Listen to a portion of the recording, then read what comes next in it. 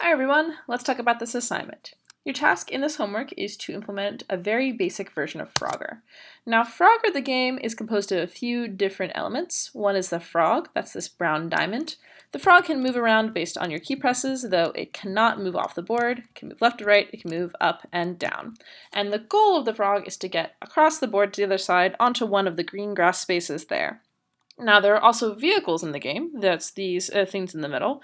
The blue circles are cars, and the red rectangles are trucks. And both can move around, and both can also hurt the frog if it runs into them. So if the frog gets hit by a car or a truck, or if the frog runs into a car or a truck, then it loses life. And if it loses all 3 lives, then it's game over and you lose the game.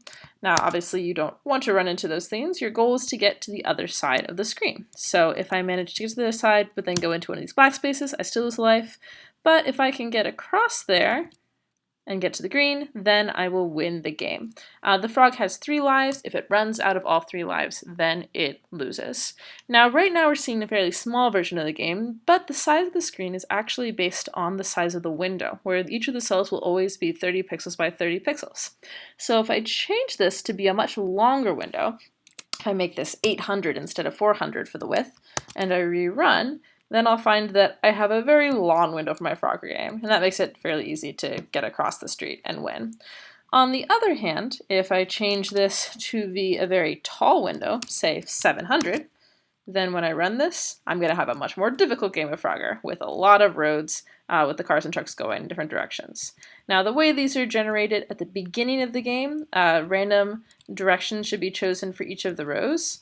And then at any given point, you should be generating new cars and trucks as needed in order to keep the board populated. And each should be moving forward at a continuous speed as is shown here. Now that's about it. If you're interested, you can also generate different bonus features for bonus points, but you can read more about that in the requirements. So have fun!